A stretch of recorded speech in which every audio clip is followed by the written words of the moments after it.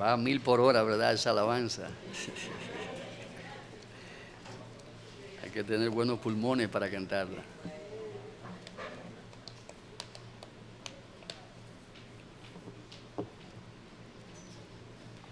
Hermanos, vayamos a Marcos, capítulo 16, versículo 20.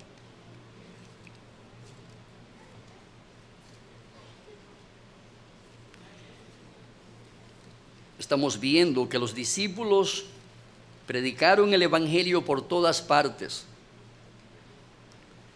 Ahora veremos, ayudándolos el Señor. Predicaban el evangelio por todas partes, ayudándolos el Señor. Marcos capítulo 16, verso 20 nos dice: y ellos saliendo predicaron en todas partes, ayudándoles el Señor y confirmando la palabra con señales, con las señales que la seguían. Amén. Señor y Dios Padre, nosotros ahora te pedimos encarecidamente por tu palabra, alumbra los ojos de nuestro entendimiento para conocer el significado y lo que tú demandas de nosotros a través de tu bendita palabra. Ilumina nuestra mente a través de ella. Cautiva nuestros corazones, nuestra voluntad, para ir en obediencia a nuestro Señor Jesucristo, para hacer su voluntad. Prospera, Señor, tu palabra, no solamente edificando nuestra fe y piedad, sino también salvando a los pecadores que están aquí sin Cristo. Obra arrepentimiento y fe salvadora en sus almas. Tráeles convictos de pecado, de justicia y de juicio, que puedan venir a beber de la fuente de la vida eterna. Prospéranos para tu gloria, te lo rogamos en el nombre de Jesús. Amén. Una de las marcas características e impresionantes del ministerio de nuestro Señor Jesucristo era el hecho de que Él atraía a las almas, atraía a las multitudes, como bien lo expresa Marcos, capítulo 4, verso 25. Dice, y donde quiera que iba, lo seguían multitudes enormes, dice esta traducción de la Biblia. También Marcos afirma en el capítulo 12, verso 37, y gran multitud del pueblo le oía de buena gana, gran multitud. Multitudes enormes, afirma Marcos, se congregaban donde quiera que se enteraban de la presencia física de nuestro Señor Jesucristo. Todo quien tenía hambre y sed de la palabra de Dios, predicada por los labios de nuestro Señor Jesucristo, les encantaba escuchar esa predicación y acudían con hambre y con sed de escucharla. Donde quiera que estaba el Salvador, ahí llegaba la gente. No importa el lugar y las condiciones de ese lugar, la gente iba donde estaba el Señor, se congregaba en torno a Él. Estaban hambrientos y sedientos de la palabra de Dios pronunciada por nuestro Salvador. De ahí que su necesidad de palabra de Dios les movía ahí donde estaba la palabra de Dios, y allí nuestro Salvador se ocupaba de ministrarles sus almas conforme a sus necesidades y según el propósito de Dios para la vida de ellos. Por eso, el ministerio de Jesús tenía una cualidad magnética, atraía a las personas de toda clase social y de toda circunstancia en que estuviesen viviendo, los atraía hacia sí, como un imán atrae los metales. Así atraía el Señor los corazones de aquellos de su generación que tenían diferentes circunstancias y necesidades. En Él había respuesta para esas necesidades y la gente lo sabía. Por eso la gente iba con sus vasijas llenas para que Él las llenara. Amados hermanos, si nuestros ministerios, si el ministerio de esta iglesia ha de atraer a la gente, es obvio que debe de ser parecido al ministerio que desarrolló en su vida terrenal nuestro Señor y Salvador Jesucristo. Es obvio. Y esto es un principio, hermano, que quiero que pongamos en nuestras mentes, en nuestros corazones, que lo atesoremos allí y que lo pongamos en práctica. Si nuestros ministerios han de atraer a la gente, deben de ser ministerios parecidos al ministerio de nuestro Señor y Salvador Jesucristo. Él atraía a las almas, atraía a las multitudes sin hacer mucho apaviento, sin hacer grandes sacrificios, sin mucho esfuerzo, sin hacer bulla, sin manipular y sin trucos. El Señor atraía a los individuos y a las multitudes. Ahora, ¿por qué los atraía? ¿Por qué tenía ese magnetismo que atraía a las personas? El Señor Jesucristo los atraía, amados hermanos, porque Él le brindaba respuestas a sus necesidades variadas o a sus variadas y múltiples necesidades. Él le brindaba respuestas puras y simples a sus necesidades. Amados, los discípulos del Señor Jesucristo debían de continuar la obra para la cual fueron llamados, fueron entrenados y fueron dotados con dones espirituales. Ellos fueron preparados para lograr el éxito que alcanzó el Señor Jesucristo. Y obviamente, mis amados, si ellos habrían de ser predicadores exitosos, como lo fue su maestro, es obvio que ellos también debían de seguir las pisadas que dejó plasmada con su vida, obra y ministerio nuestro Señor y Salvador Jesucristo. Y lo que fue verdad para ellos ayer, sigue siendo verdad para nosotros en el día de hoy. Ellos fueron prósperos y bendecidos en su trabajo porque fueron ayudados por el Señor. Ellos fueron por todas partes predicando el Evangelio y el Señor les ayudaba. Ahora, la pregunta que hacemos aquí es la siguiente: ¿cómo les ayudó el Señor a ellos? ¿Cómo nos ayudará el Señor a nosotros hoy para ganar las almas, para ganar a los perdidos? La primera iglesia, integrada por los discípulos, fue exitosa porque trataron a las personas de la misma manera en que las trató nuestro Señor y Salvador Jesucristo. Repito, las primeras iglesias integradas por los apóstoles y sus discípulos fueron exitosas en materia de ganar almas porque trataron a las personas de la manera en que las trató nuestro Señor y Salvador Jesucristo. Amados hermanos, ¿qué atraía a grandes multitudes al ministerio donde el Señor se encontraba predicando el Evangelio? Bueno, cuando vemos la Biblia encontramos que básicamente Cristo hizo tres cosas fundamentales para atraer con magnetismo a las personas de su generación.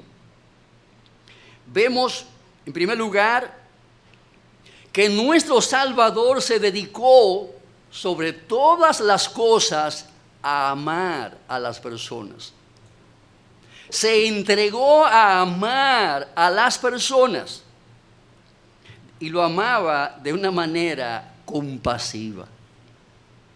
Y los amaba de una manera misericordiosa, como bien lo expresa Mateo 9:36. En segundo lugar, nuestro Señor procuró satisfacer las necesidades que las personas tenían.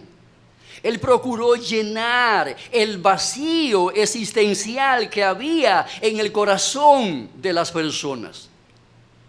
Y en tercer lugar,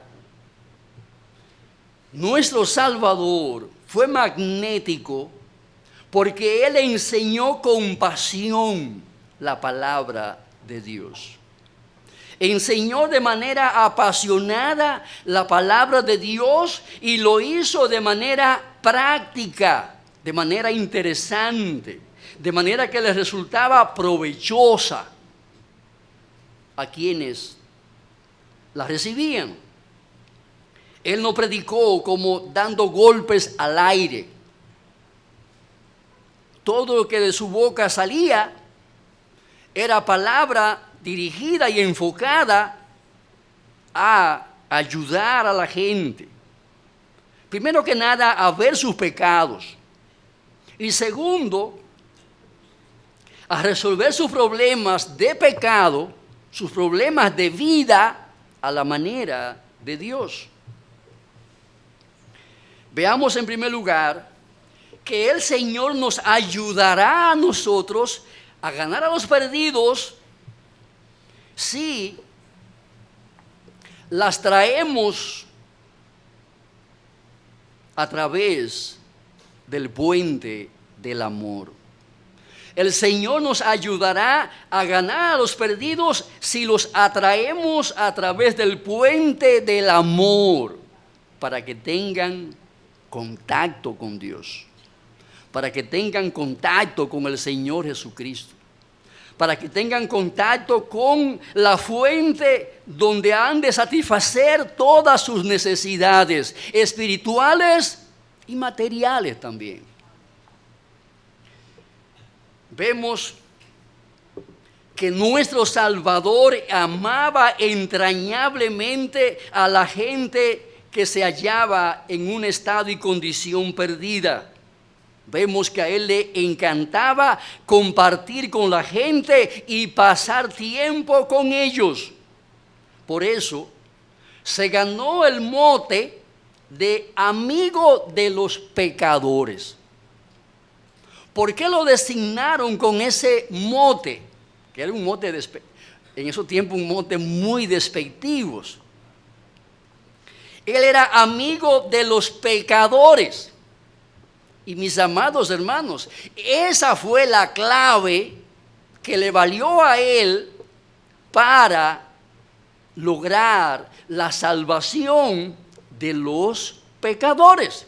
Él fue amigo de los pecadores.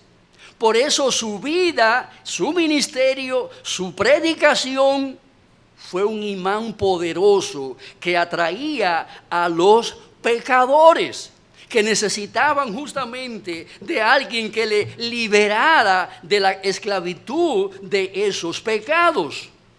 Cristo vino justamente a eso. Él vino a salvar a pecadores.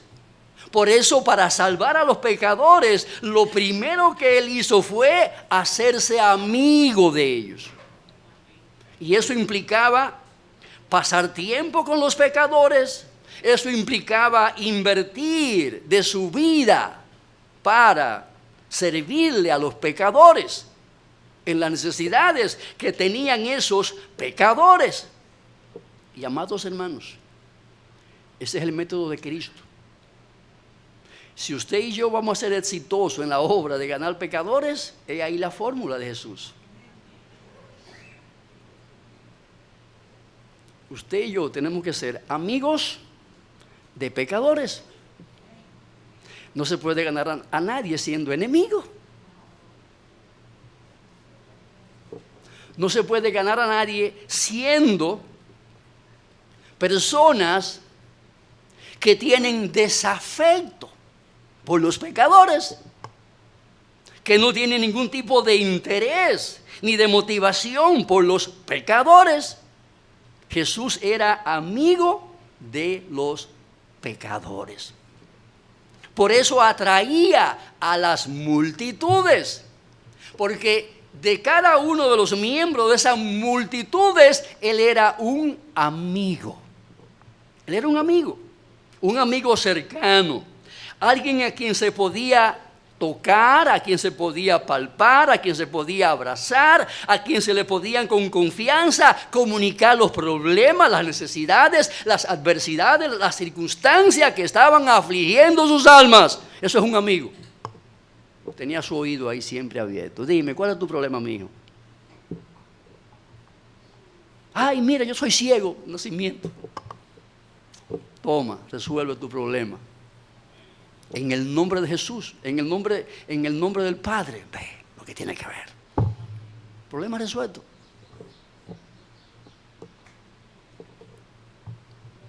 Él le mostraba su amor a los pecadores perdidos.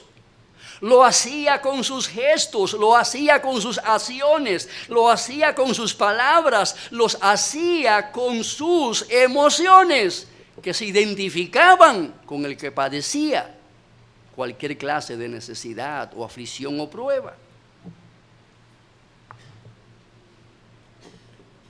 Cuando alguien venía porque se le murió su pariente cercano, el Señor no se limitaba solamente a darle el pésame. Te acompaño en tus sentimientos. ¿Dónde está el muerto? Camina. Se lo entregaban muerto. ¿Y cómo se lo devolvía? Vivo. Hermano, eso es solución en práctica, solución en acción. Tengo hambre. ¿Cuál es tu problema? Hambre.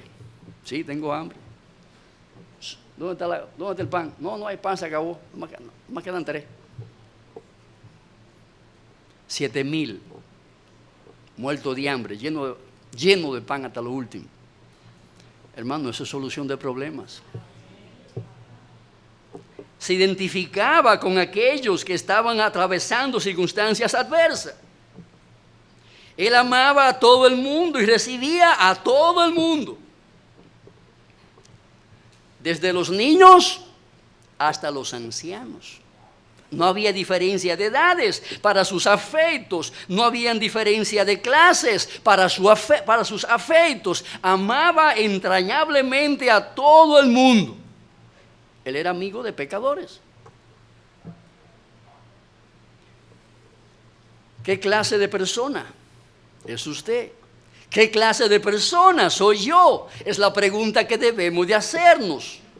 ¿Nos gusta estar entre gente que se hallan atravesando por circunstancias adversas en sus vidas?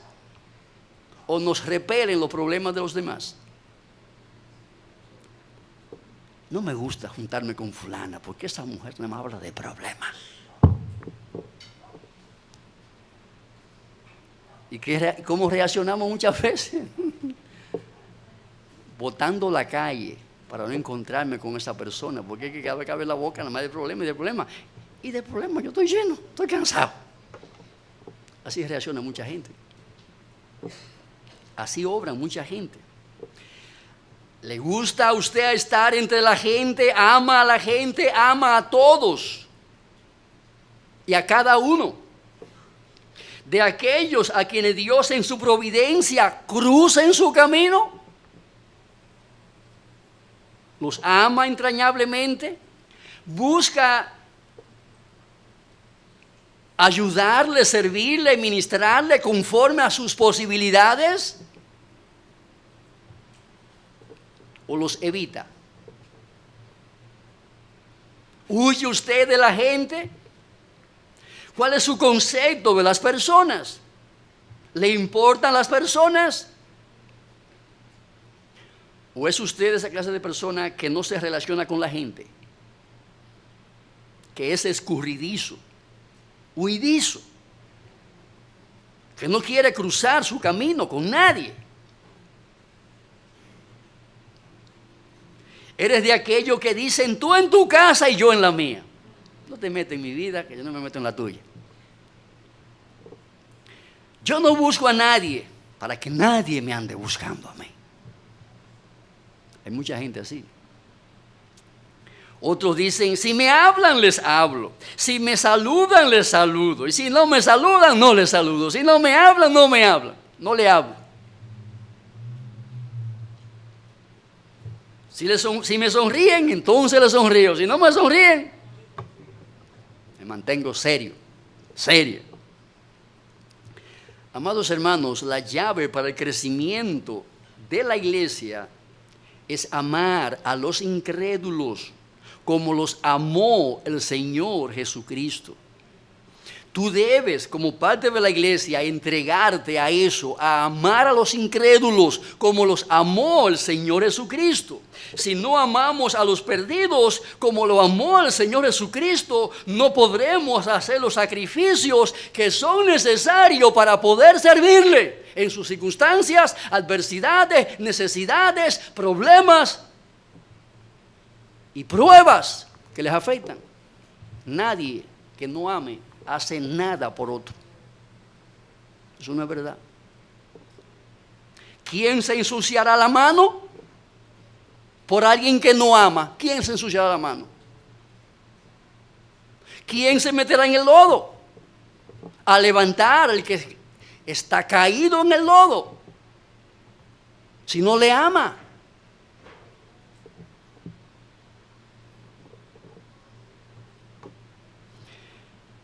$50 veces en el Nuevo Testamento se nos demanda con un mandamiento que amemos.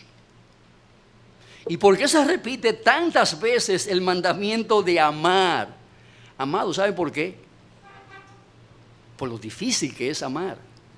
Sobre todo amar a personas que no nos son agradables, que no son simpáticos y que nada nos ofrecen excepto problemas y dificultades. Eso es difícil.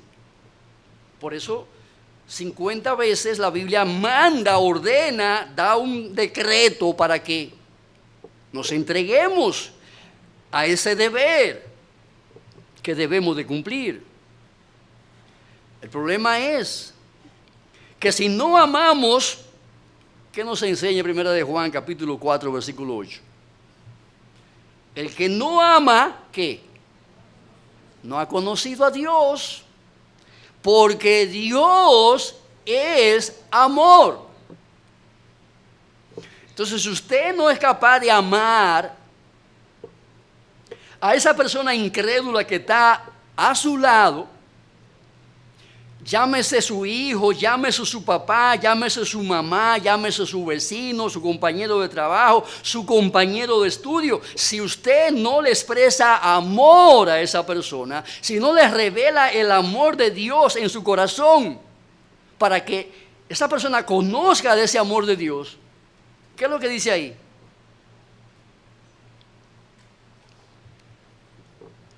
Que usted no ha conocido a Dios. Usted no tiene un conocimiento experimental de Dios, un conocimiento redentor de Dios, un conocimiento regenerador de Dios. En muchas iglesias la comunión se ha tornado tan cerrada que a las personas que llegan le da mucho trabajo romper ese círculo para entrar dentro del círculo. Esa es la triste realidad de muchas iglesias, hermanos. Hacen anillos, parecidos a los anillos que hacen en la presidencia, con relación al presidente. ¿Quién se acerca por ahí? ¿Quién se acerca por ahí? Porque ese es un anillo que no solamente impide llegar donde está el presidente, sino que también repele de manera agresiva y grosera muchas veces a quienes intentan romper ese anillo. Tristemente eso se da en algunas iglesias, hermanos. Tristemente se da en muchas iglesias. Hacen anillos. Hay iglesias que son anillos. 10, 15, 20, 30 anillos. Entre grupitos. Y los anillos lo conforman muchas veces conforme a la clase económica. A veces conforme a la clase intelectual. A veces conforme a la clase social. Anillo de obreros, anillo de licenciados, anillo de contable, anillo de maestros, anillo según el grupo social. ¿Y qué trabajo le da al que llega nuevo a la iglesia a entrar a esos anillos? A veces se pasan meses y años y no logran entrar para formar parte de esos círculos cerrados, íntimos, estrechos, impenetrables. Amados hermanos, cuando eso sucede en la iglesia, estamos delante de una tragedia, porque esos círculos convierten las iglesias en puros clubes sociales y nada más.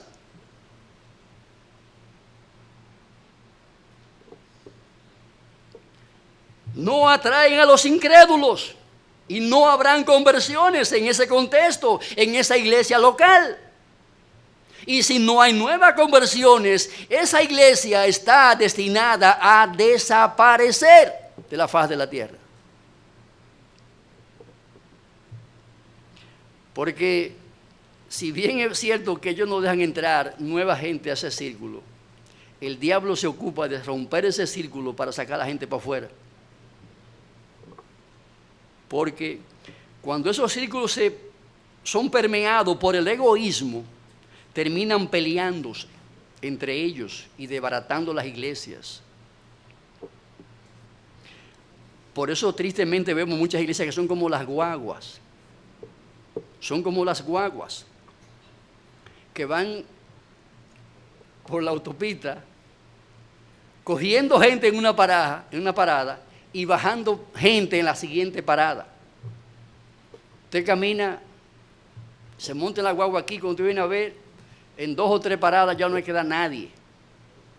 Y usted vuelve en 2 o 3 meses y usted no encuentra a nadie de lo que usted vio allí en la iglesia.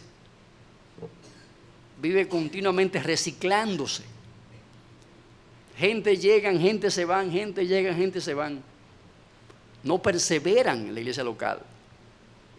Eso es una tragedia en la iglesia de hoy. Hay iglesias que se ceban con esa situación. Viven de eso. No evangelizan, lo que buscan es llenar sus rebaños con las ovejas de otros rebaños. Porque es más fácil llevárselo convertido que fajarse en la calle a pelear con los impíos, para discipularlo y para etcétera, etcétera. El amor, amados hermanos, eso es lo que nos mueve para hablarle a otros de Jesucristo. Y a eso es lo que se llama evangelización, como dice alguien. Evangelismo es la manifestación de la vida del Señor Jesucristo que mora en el corazón de los miembros de la iglesia. Y es natural que lo que está vivo crezca, se desarrolle, madure y se reproduzca. Eso es lo natural. Cuando eso no sucede en una iglesia, hay problema. Hay que examinar los cimientos, los fundamentos. Algo anda mal. Y por lo general el problema es un problema del amor entre los miembros. Sobre todo el amor de los miembros hacia los inconversos, hacia el impío. No atraen a los inconversos porque no los aman. Dice el autor, lo que está estéril o muerto se estanca o desaparece. Es por eso que cuando una iglesia no crece y permanece estancada, eso puede estar demostrando que están muy contentos con el hecho de amarse entre ellos sin importar la gente de afuera. Están felices, se aman muchísimo entre ellos, pero los de afuera sacan 0, mata 0. Si lo fueran a examinar en ese contexto. Por eso no salen a buscarlos para expresarles el mensaje de salvación por medio de Cristo, porque no los aman. No le importa su situación y circunstancia, no los aman. La verdadera razón por la cual muchas iglesias no crecen en miembros ni prosperan en nada es porque no les gusta relacionarse con los incrédulos. No les gusta. Especialmente con aquellos que son revoltosos y carnales, mundanos y de costumbres perversas, que llegan a los cultos muchas veces vestidos con modas extravagantes, etcétera, etcétera, etcétera, etcétera. Para muchos la iglesia no es para ese tipo de personas, dice el autor. Esta clase de egoísmo impide que la iglesia crezca y se multiplique en su membresía. En una iglesia pudiese existir buena palabra de Dios, buenos modales entre los creyentes, buenos programas, buenos pastores, buenos diáconos, en muchísimas otras cosas. Pero si no hay amor por los incrédulos que llegan, aquello es lo más parecido a una logia o a un club social. Termina la cita. Y hermano, siempre dio en el clavo. Eso es así. Eso es así. Definitivamente debemos de tener amor por todas las personas, tanto por los que están dentro de los muros de la iglesia del Señor, pero también por aquellos que aún no han entrado dentro de los muros eternos de la iglesia de nuestro Señor y Salvador Jesucristo. Hay que tener amor entre nosotros, amor hacia adentro, pero también amor hacia afuera, hacia los incrédulos. Debemos de experimentar amor por la gente nueva que llega a la iglesia, amor por las visitas. Hay que mostrarle el amor que sentimos por ellos. Y hay tantas formas simples y sencillas de mostrar ese amor que son innumerables. Una sonrisa, donde usted exhibe esos hermosos dientes que Dios le dio. Una simple sonrisa. Es un gesto que expresa amor, la sonrisa. Un abrazo efusivo, sincero, caluroso. Es una expresión que manifiesta el amor con que le amamos a él, a ella. Amados hermanos, el amor se expresa de manera simple, llana, sencilla, con simples gestos llenos de alegría. Un rostro radiante que muestra esa alegría, ese gozo que hay en el alma por estar allí en nuestros corazones. La presencia santa de Jesús y de su Santo Espíritu. Eso irradia, irradia ese magnetismo atrayente. Ese magnetismo que atrae a los pecadores por lejos que estén de la presencia de Dios. Por distante que se encuentren de la presencia de Dios, un gesto amable, lleno de alegría, puede atraerle de manera poderosa hacia el centro de nuestras vidas, que es el Señor Jesucristo. Quien genera esas sonrisas, quien genera esos abrazos, quien genera esos gestos llenos de alegría en nuestros corazones. Palabras llenas de vida, llenas de gozo, llenas de contentamiento, llenas de aliento y esperanza. Son modos simples, baratos, para expresar el amor. nuestro interés en esa persona, en su bienestar, en su prosperidad, en su crecimiento, en su desarrollo, etc. Cuánto deseo que el Señor te bendiga. Cuánto deseo que esa prueba que tú tienes, el Señor la retire. Confíe en el Señor. Espere en el Señor. Que Él hará en su tiempo. Cuando acabe contigo su obra.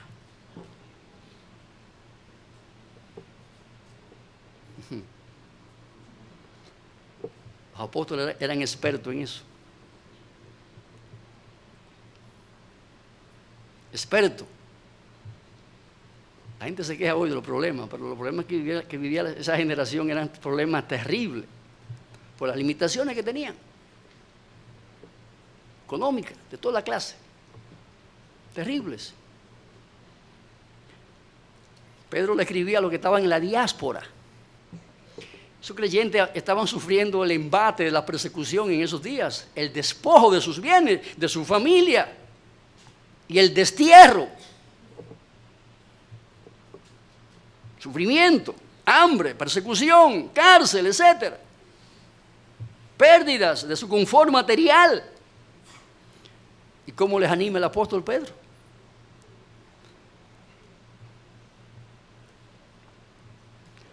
Hablándole mentira, proponiéndole mentira, prometiéndole mentira. No. Él le dice: así como el oro se purifica con fuego,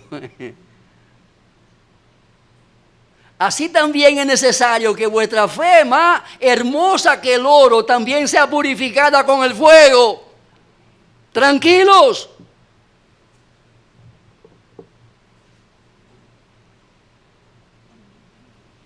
El fuego quema. Nadie quiere estar en el fuego. ¿A quién le gusta estar en medio del fuego? A nadie. Ahora, ¿cómo el oro adquiere mayor valor? Más hermosura, más pureza. Gracias a la acción del fuego. Me encanta evangelizar a la gente con problemas. Me encanta saber de los problemas que tienen. Indagar de los problemas y me lo vuelo seguido. Porque obviamente por donde empezaré a administrarle la palabra de Dios. ¿Por dónde? ¿Por donde no tienen necesidades? ¿O por donde tienen grandes y apremiantes necesidades? Ahí usted le hace así, mire, cosquilla. Y de una vez abren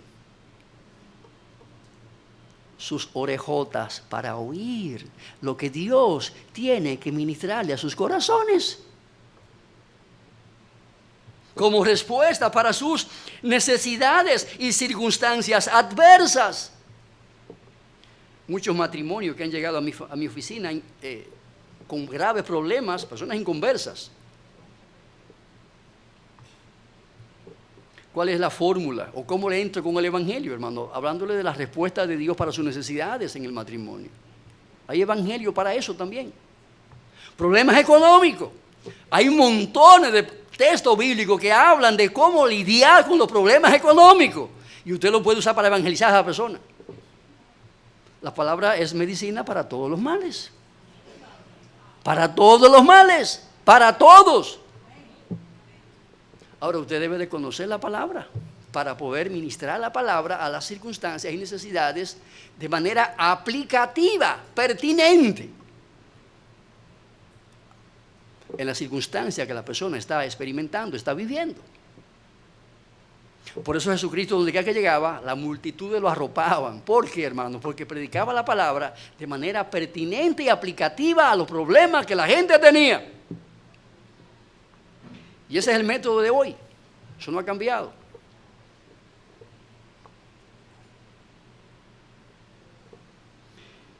Gestos llenos de alegría, palabras llenas de vida y de entusiasmo, motivación y cariño. Son formas simples de manifestar el amor con que amamos a las personas. El amor atrae a la gente hacia adentro de la iglesia y la falta de amor saca a las personas del seno de la iglesia, lo empuja hacia afuera. De ahí, mis hermanos, que nuestra principal tarea y responsabilidad es amar a los que están dentro y amar a los que están fuera, para que vengan donde hay amor. Porque ese es el imán que les atrae al seno de Dios, quien es amor.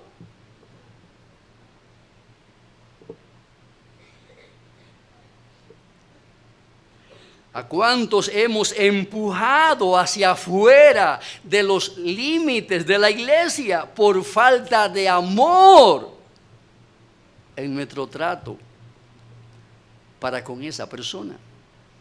¿A cuántos hemos empujado, hemos sacado?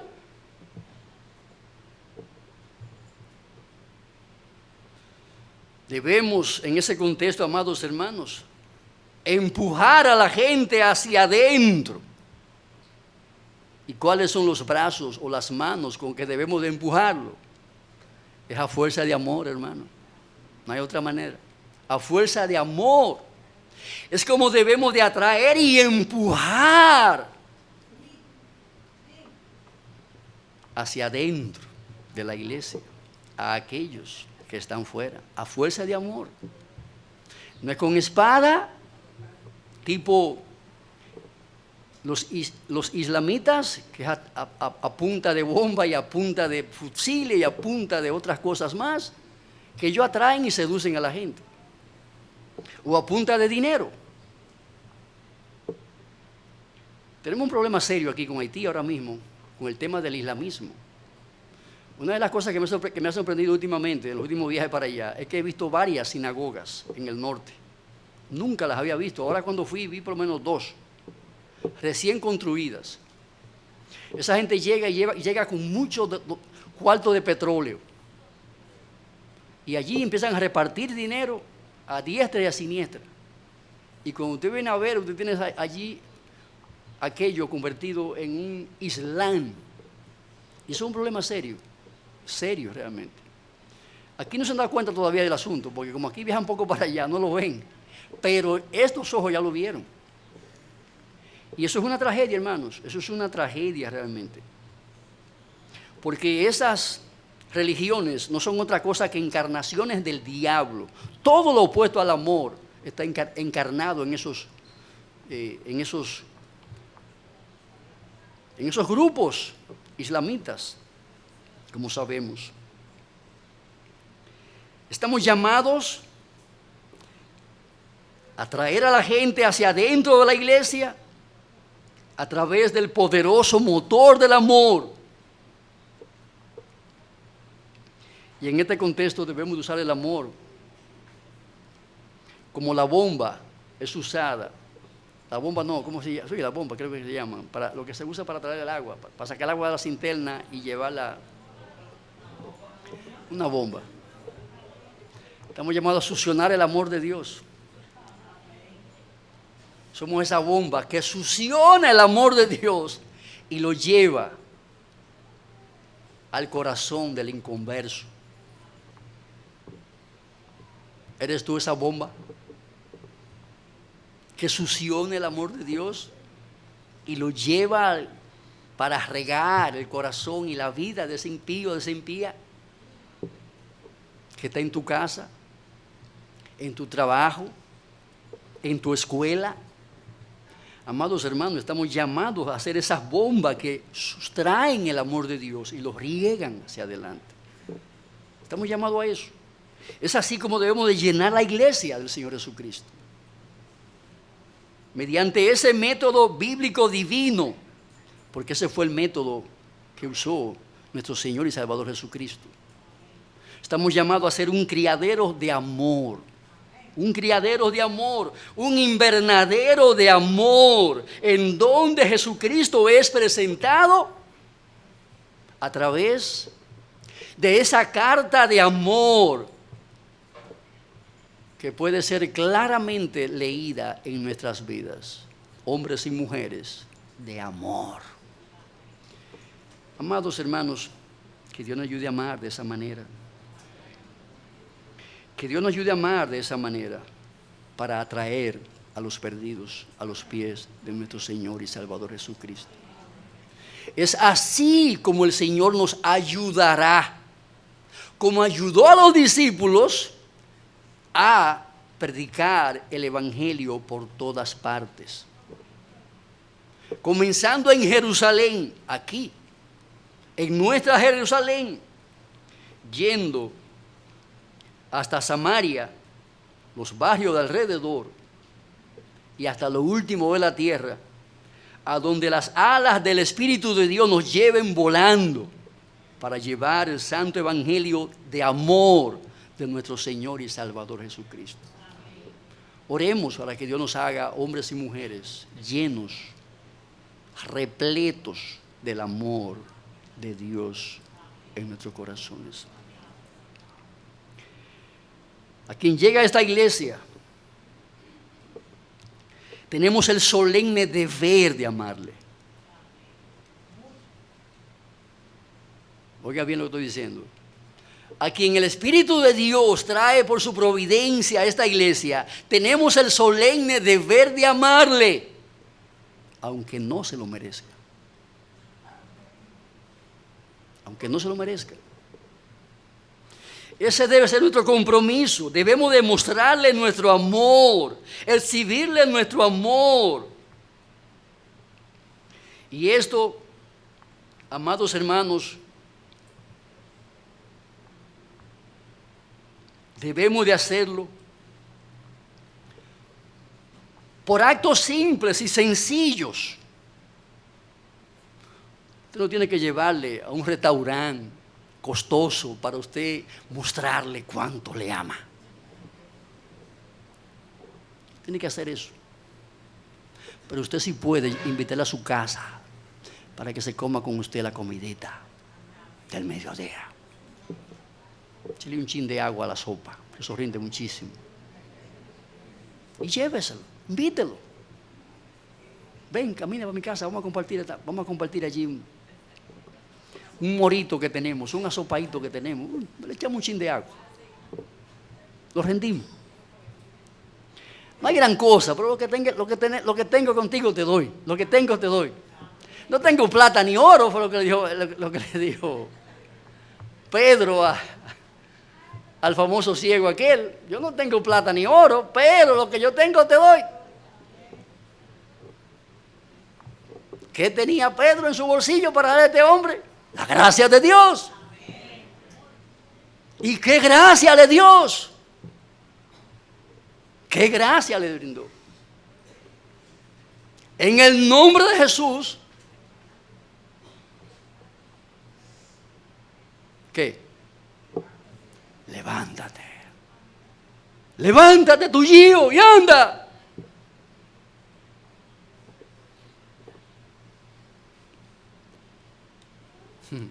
¿Qué problema resolvió ese hombre ahí? Gloria a Dios por la falta de cuarto en los bolsillos de Pedro y de Juan. Gloria a Dios por la falta de dinero en los bolsillos de Juan y de Pedro. Tenía algo mucho más valioso para ese hombre que 10 miserables pesos. ¿Sí o no? A veces, hermano, el problema no es de dinero. No siempre el dinero los problemas los resuelve. No siempre los resuelve. Generalmente nunca los resuelve. Ahora, hay cosas que usted hace por una gente que a los ojos del mundo no tienen ningún significado, ningún valor. Es pura bagatela. Pero el bien que le puede producir a esa persona en el tiempo y en la eternidad, el bien que usted le hace, no hay forma de cuantificarlo. Cuando le resolvieron a ese individuo el problema de la invalidez en que estaba sumido, le dieron la capacidad para convertirse en un ente productivo para él, su familia y la sociedad. Y no por 2 o 3 días, hasta que la muerte se lo llevara. Tanto bien podemos hacer, tanto bien podemos hacer por un simple hecho como brindarle un pequeño almuerzo o una pequeña cena o un pequeño desayuno o aún una simple pero sincera sonrisa de amor, un abrazo de amor, unas palabras de consuelo, de aliento, de fortaleza, de esperanza en la prueba. ¿Cuánto bien podemos hacer, hermanos? Recuerde que un centavo en las manos de Dios, pueden convertirse en millones. 3 panes, ¿cuántos fueron? 5 panes y 3 pecaditos. 3 pecados. Que eso se lo comía Pedro en una sentada. Y se quedaba con hambre. Pedro se lo comía en una sentada. Sin embargo, esa poca porción de alimentos fueron suficientes para hacer muchas cosas. Para calmar el hambre a mucha gente desnutrido que allí había. Amados hermanos, lo que hacemos, por pequeño que sea en la mano de Dios, puede marcar un abismo de diferencia. Que marque un antes y un después en la vida de esa persona. No nos cansemos de hacer el bien. Dice la palabra de Dios, porque a su tiempo segaremos y no desmayamos. ¿Para qué vivimos? Amados, si no vivimos para amar, entonces no servimos para nada. Porque todo cuanto no se haga sazonado con amor, es bien claro lo que dice la Biblia. Es un címbalo que resuena. Es un puro ruido, es una pura bulla que no significa nada, ni logrará nada. De ahí la importancia de que amemos y que lo hagamos de manera consciente y deliberada. Me propongo amarte a ti, aunque no me agrade, aunque no me simpatice, aunque tú seas difícil de carácter. Porque hay gente difícil de abrazarlo. Jabillo, ¿sabes lo que es un jabillo, verdad? Jabillo es una mata en el que se da para el Cibao, con espina, pero con unas espinas filosas. Es un árbol que se da grande, enorme. Son unas espinas agudísimas, muy puntiagudas, pero por millones en un pedacito. Y hay del que se le ose abrazar de ese palo, de ese árbol. Bien no le irá. Ahí ni los puercos pueden arrancarse en ese palo. Amados hermanos, hay gente que es difícil acercársele porque son espinosos, árboles espinosos. Amados, estamos llamados a amar a los espinosos. A amar a los espinosos. Ahí es donde se perfecciona la gracia del amor en nuestras vidas. Que el Señor nos conceda la gracia de conjugar ese verbo amar en los perdidos. Vamos a orar. Te damos gracias, oh Dios, por tu palabra. Te pedimos que nos capacite ahora para amar como Jesús ama. Danos la gracia para ello, Señor. Que podamos no solamente mostrar con gestos simples, sino también con hechos contundentes. Que tu amor mora en nuestros corazones y que los repartimos especialmente para aquellos incrédulos que van rumbo a la perdición y a la muerte eterna. Oh, ayúdanos con esto, Señor, te lo rogamos para tu gloria, en el nombre de Jesús. Amén.